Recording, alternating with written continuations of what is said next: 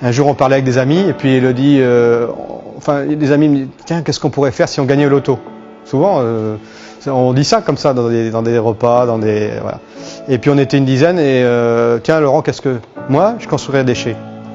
Ah ouais, ça serait vraiment... Ah mais ça serait un grand plaisir. Et remplir les chais de cognac, des fûts et du cognac.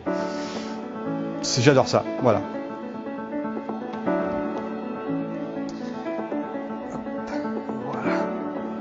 Ça, toute la famille a la passion du cognac. Mais c'est naturel, c'est pas, on se pose même pas de questions, c'est évident.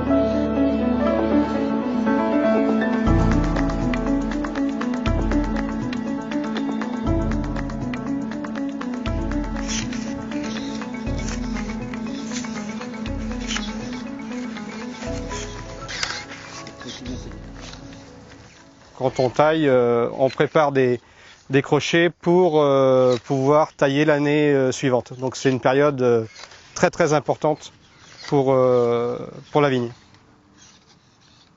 Et si on entretient comme il faut, bien il n'y a pas de problème, il y a des pieds de vigne qui peuvent aller même bien plus longtemps que 50 ans. Au niveau du vieillissement des cognacs, on dit qu'on travaille pour la génération future.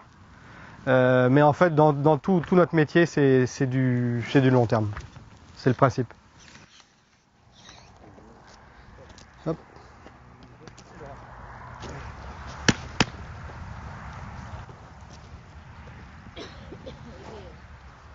Cette année, on renouvelle 3 hectares 60 de vignes, donc qui sont arrachés, et 3 hectares 60 de nouvelles plantations.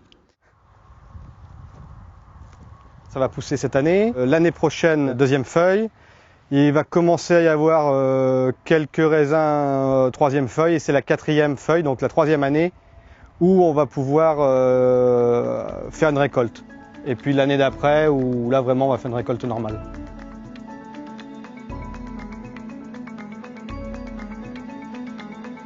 C'est fabuleux la nature, de voir l'évolution de la nature.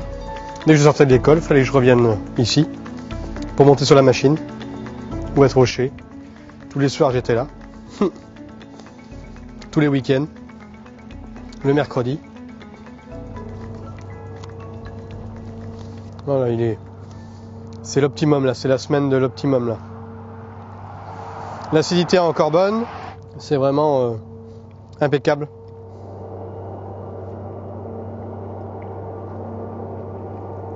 Ce sera toujours le terroir qui donnera la note au départ. Par contre, nous, le but, c'est d'exprimer le mieux possible ce terroir. Nous, on ne cherche pas des arômes comme dans le Sauvignon, des choses comme ça. Nous, il faut qu'il soit floral, fruité, mais surtout très fin. C'est le travail d'une année qui arrive dans les cuves. Et comme on dit, tant que c'est pas dans les cuves, on ne sait pas comment va être la quantité et la qualité. Et on travaille toute une année pour ça.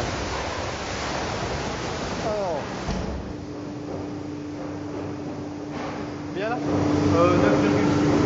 9,6.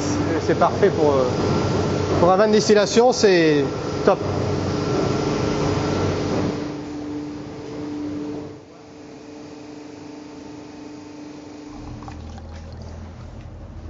L'acidité. L'acidité 5,5. 5,5. 5,5 pH 3,05. Merci. La qualité est bonne, le raisin est bon.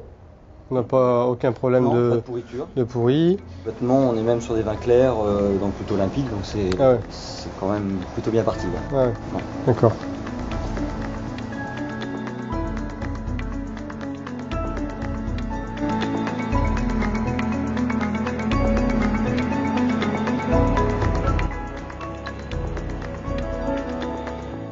Notre savoir-faire, on l'a toujours conservé. Moi, je l'ai transmis aussi à Laurent. Enfin, j'ai essayé, du moins. Et Laurent y parvient parfaitement. Il apporte de nouvelles techniques. Je le suis. Il s'est parfaitement intégré dans l'esprit Château Montifaux. Voilà, donc ça, ces trois-là, on peut comparer parce que c'est le même terroir avec 3 levures différentes. Ça, c'est l'Ève C9 avec une concentration importante de lie.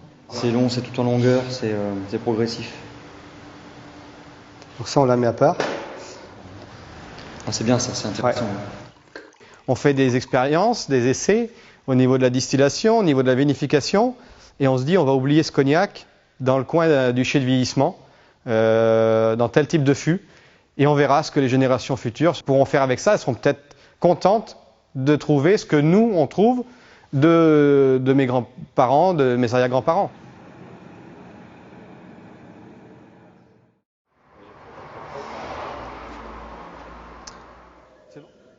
Il faut d'abord apporter les tanins au cognac. Donc là, c'est ce qu'on fait.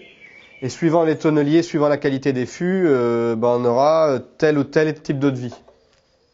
Tenez. Donc là, Baron, on va le laisser en continu, on le laisse. Par contre, Vicard, il va falloir vider les fûts. Ouais. Les fûts du bout, là-bas, il va falloir les vider, les mettre dans des vieux fûts. Ouais, le 99 qui est dans le chai numéro 5, divisé par 100, ça me fait 60 ml. C'est le VSOP. Et là, on va prendre un lot dans le chai numéro 5. Voilà, chaque échantillon, avant on le déguste, et puis une fois que si ça convient, et puis ensuite on va prendre l'échantillon suivant. Et puis on va le laisser 2-3 jours pour que ça se marie quand même. Et puis ensuite on va déguster.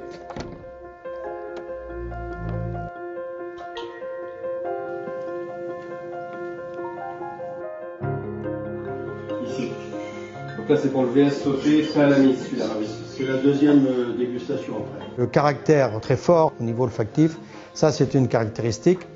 Et puis aussi une longueur en bouche. En général, un quart d'heure après, vous l'avez toujours en bouche. Et puis ensuite, la douceur. Vous n'avez pas la sensation d'alcool quand vous dégustez nos cognacs.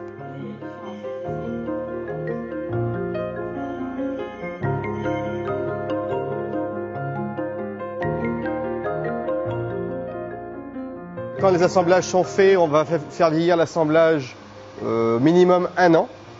1 an en tonneau pour que ça se mélange bien, que ça se marie bien. Et pendant cette année-là, on va réduire le degré d'alcool tout doucement avec le goutte à goutte. J'ai dit le but c'est de conserver tout le savoir-faire de mon père, de mon grand-père, voilà, tout ce qu'on a appris au fil des générations sur le cognac. Et d'utiliser les nouvelles technologies, puisque donc là c'est les nouvelles technologies, la pompe qui est en place pour le goutte à goutte, c'est une pompe qui est très pointue. Enfin, on essaie de le faire toujours au minimum aussi bien, voire mieux, grâce à cette technologie.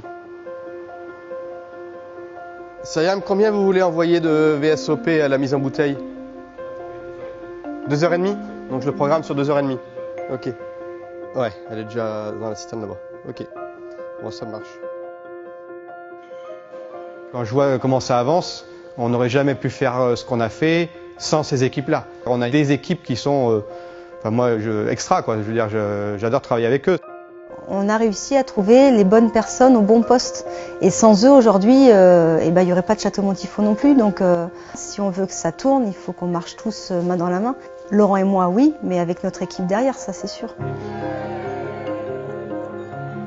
Il a tellement de projets pour cette entreprise et pour cette famille qu'effectivement, ça donne à réfléchir quand même à côté. On se dit, est-ce qu'on va être à la hauteur de toutes ces ambitions? Et puis après, on y va, on se pose plus de questions et on fonce avec lui, quoi. Moi, je vais essayer de penser vraiment au futur et ne pas être limité dans le temps. Avec ce chai-là tel qu'il est, qui est juste avant la mise en bouteille, on peut faire 3, 4, 5 fois plus de bouteilles sans problème, sans rien changer. Quand Laurent est arrivé, il y avait 60 hectares de vignes et il vendait 100 000 bouteilles. Aujourd'hui, en 10-15 ans, on est rendu à 125 hectares pour 350 000 bouteilles, donc c'est quand même une belle évolution. On arrivait, forcément, on avait cette chance d'avoir déjà une belle entreprise, d'avoir une clientèle déjà installée, existante et fidèle. Après, nous, il a fallu adapter tout l'outil de production et l'outil marketing, communication à cette évolution de vente due au travail de mes beaux-parents dans le passé. On vraiment se livrer corps et âme pour essayer de faire partager notre passion d'un produit, d'une histoire et d'une région à nos clients. Et effectivement, ils ont dû le ressentir puisque ça a bien marché.